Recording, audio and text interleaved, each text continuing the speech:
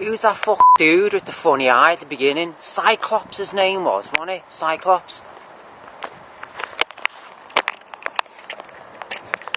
He was laughing him. I'd forgotten all about the guy, the really skinny dude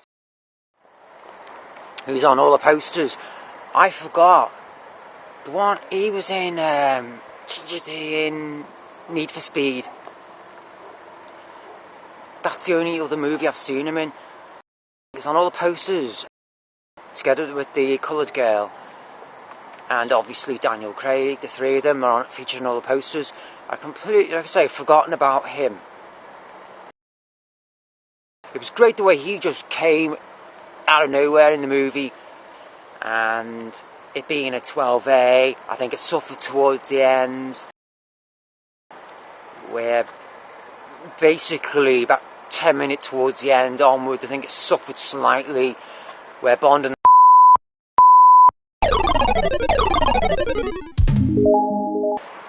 trying to be as spoiler free as possible.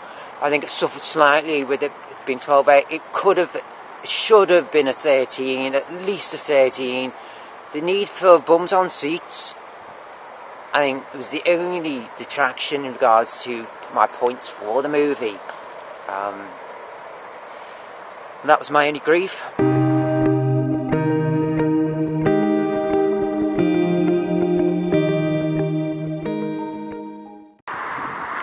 Was it because it was a James Bond film and it had that tacky cheesiness on in the last 10 minutes, or was it the fact that it was a 12A and they had to keep it down a bit in regards to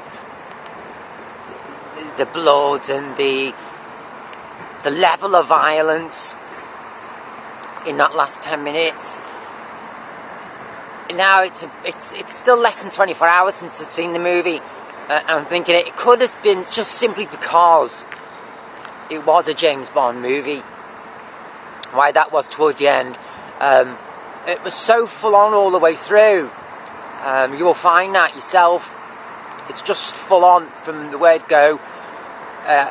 You might find, like I said, the last 10 minutes, you might find there might be a slight problem there in regards to its tone. Other than that, it was perfect movie. I tweeted it was another Skyfall, trying to be as spoiler free as possible. If you like Skyfall, right, then you'll f***ing love this. End of. You'll f***ing love it. Don't go pissed. If you go pissed, you won't. You think it's silly. If you go smashed off your head, if you go stoned, if you go on under the influence of any kind of like really heavy drug, you'll think it's silly. Like I say, it's another Skyfall. You'll right, being as spoiler free as possible, with a twist. If you like Skyfall, if you like that kind of movie, yeah. If you like Skyfall, then you'll like this. It's not a direct copy. It's not a direct rip. It's not even tonally the same. It's just another fucking Skyfall, right?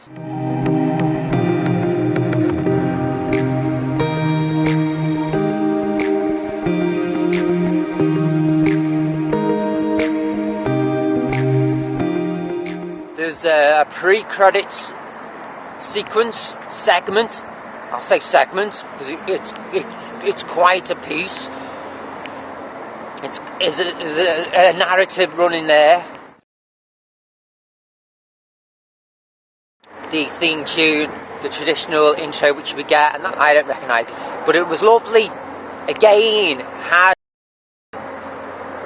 elements of Adele in it, harping on about in regards to the similarity to its feel. I'll say the word feel. I'm thinking it is actually more like Skyfall than I was initially thinking. It just is, yeah. The theme tune you'll find is quite Adele, similar to the Adele song. And you will be introduced to another narrative after the theme sequence.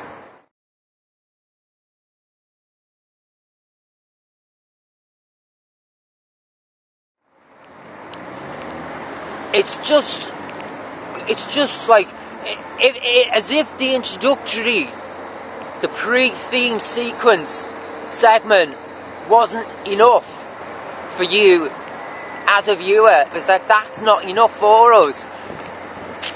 And then it starts all over again, post-theme, and it just doesn't stop. It's just endless. It just doesn't stop. The beat, the pulse of the editing, excellent. It's the cinematography which excels, and that pulls you right in.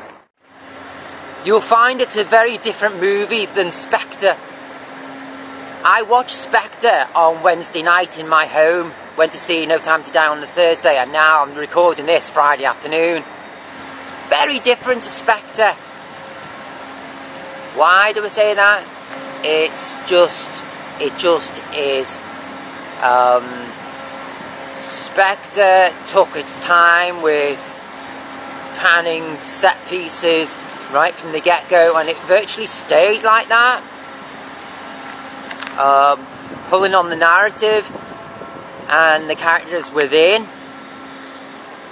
Whereas No Time to Die, it didn't do that. It was wham, bam, bam, bam, beat, beat, beat from the get-go.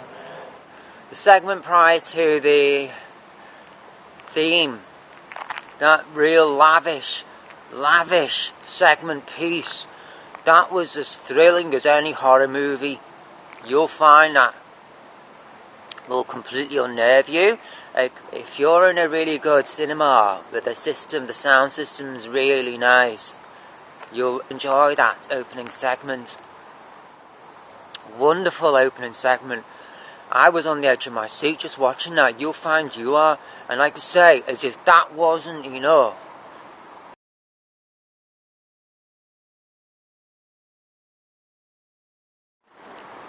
the gadgets in this are brilliant. And also, we get a brilliant segment of Q in his apartment. That was comedic relief. That was fantastic. I was laughing at that. And the people in the cinema were also giggling away at that.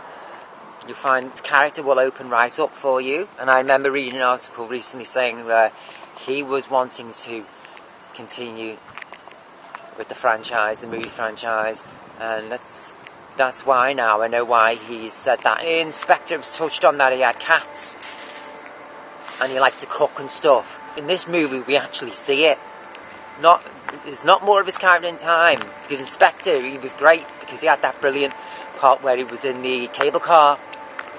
And he had to escape those two guys, those two hitmen, through the posse of Scandinavian skiers. That was great, that. When he saw his moment of flee and he stood up and legged it. It was fucking brilliant. Yeah, but in this, he was so good in this. He was great comic relief in this. It didn't ruin it. He's quite hammy in this, Daniel Craig. You'll find he's quite hammy in it. The script is quite hammy. Now, whether or not it didn't let it down, it didn't let the movie down, because like I said, the movie was quite serious in tone. It was quite full on, real adrenaline driven movie, serious piece. It didn't hamper the overall feel of the movie. It didn't, because we've got a mature Craig. You'll find that we have a mature Craig, a mature Bond.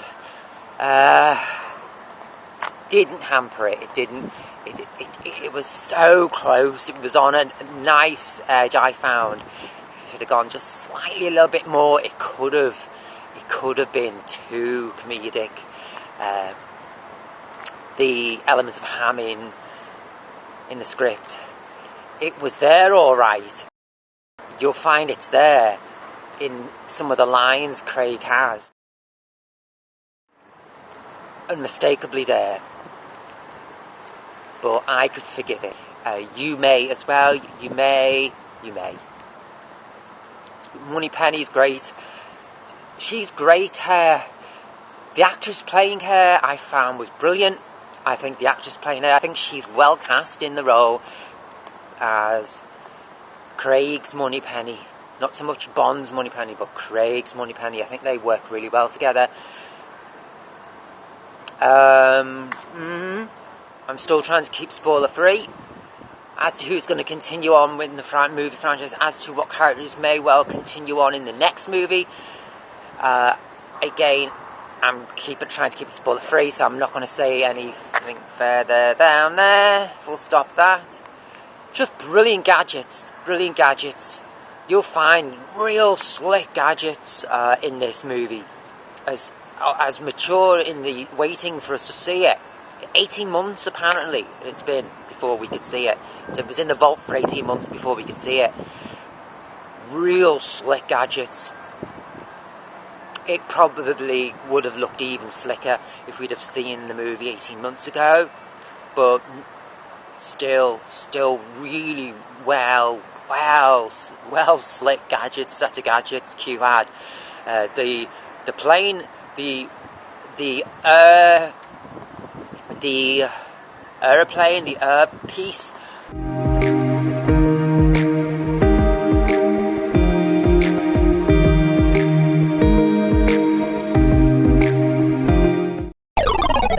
'07 drove in toward the end. Absolutely divine set piece going into that. Just overall gorgeous movie, gorgeous direction, absolute gorgeous cinematography. Once we, the viewer, are introduced that guy, just out of nowhere, we suddenly get an introduction to his character. That drives the middle section of the movie toward the end, where we suddenly get to see his character, and we work out where his character came from and why we haven't seen him up until then. But when we as the viewer suddenly get introduced to him toward the middle of the movie, fascinating setup, fascinating clash of characters. That drives the movie, continues driving the movie on. I found that the 2 hour 40 kept me gripped totally. I always worry whether or not young actors can pull off baddies well, whether or not they can pull them off successfully.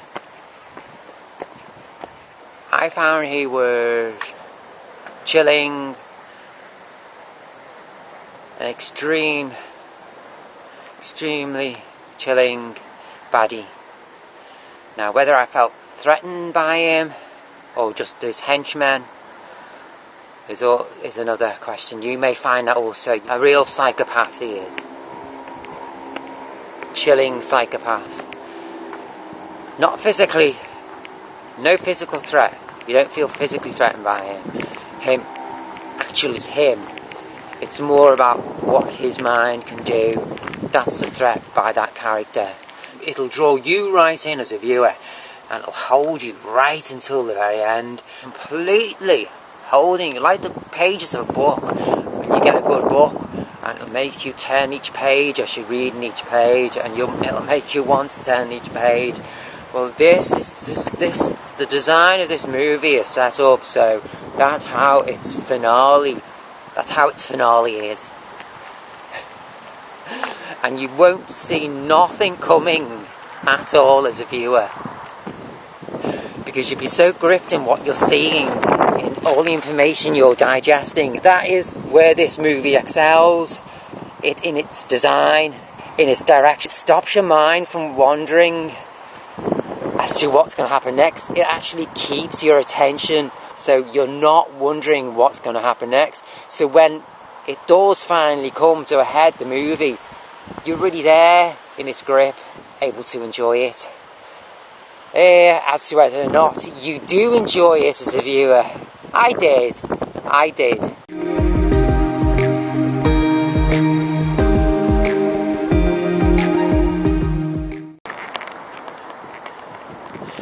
That's always the joy to be had when you watch a movie on opening night, and also when you avoid the trailers. That's always the joy of doing that, is that Nothing is spoiled for you. Nothing is ever spoiled. That's always the joy. If you spoil this movie for yourself, right? If you watch all the spoiler-filled reviews, yeah, and read the Wikipedia page before you go in to watch it, then it's your own fault. It's your own doing, right? It's your own problem for doing that. This movie is specifically, especially this movie is specifically set up to keep you, the viewer, gripped, and your mind actively engaged to prevent you from even trying to work out things, to see where the next step, the next beat, the next pulse is coming from. Editorial, directorial, cinematography. It's designed specifically to give you that payoff at the end. It's designed specifically for that. If you go watching all the spoilers online, then it's your own problem and you will have this movie ruined for you.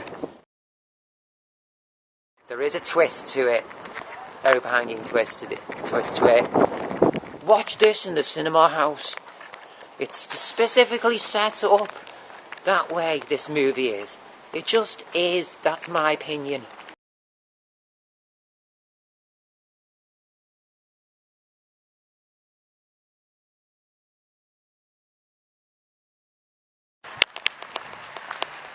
Right, the thing about deformities in baddies in Bond movies,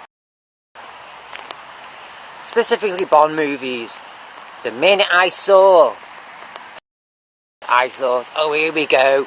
We're going to go down that same route where if they're not disfigured or deformed in some way, then we won't find them intimidating. But the God's honest truth, in my humblest opinion, which is why I'm doing this video, is we won't. We wouldn't have sat there in the cinema house in that moment amongst 250 other people going along for the ride, knowing it would be all over with in 2.5 hours time, while we're stuffing the other hand with popcorn.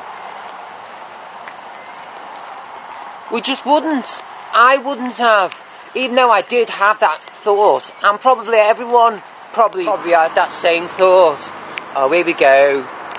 Deformity again, disfigurement. But also knowing that it would have to have been. It would have to be. Otherwise, in that moment, we won't see them as the baddie. Funny eye against his other eye. Two different looking eyes. My instant thought, in that moment, even in that moment, I thought, oh God, no. But yes.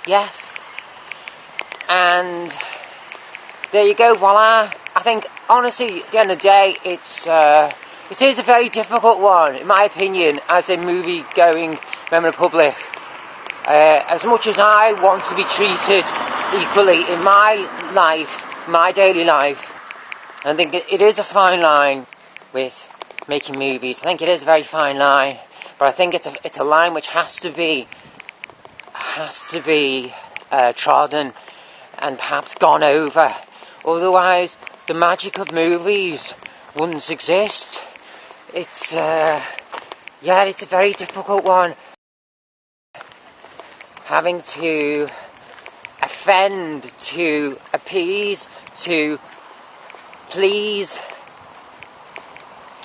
But I don't think the movie would have worked if the baddies in that movie didn't have some kind of disfigurement. The main baddie dude, he was disfigured in some way. He was different in some way, physically different in some way. In Skyfall, we had the Spanish-Italian player. He was disfigured. His face was revealed as being disfigured. Christoph Waltz's character in Spectre ultimately became disfigured.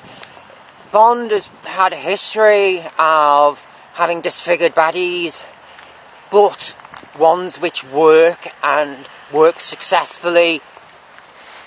It is a very difficult line to tread for the movie makers. It is a very difficult line for us, the viewing public, to accept. But in the moment, I think I did accept it. I think you will accept it too. The disfigurements are severe in this movie. Severe. In the stereotype, the goodies weren't and the baddies were. It's very prominent in this movie. But I think they have to be in the Bond movies. I think they have to be in some way. They have to be. Either mentally or physically. They have to be. I think they have to be, otherwise they wouldn't work. That's my humblest opinion. Okay. Comment below, video respond. Your take of the movie. Hope you enjoyed it. Over and out.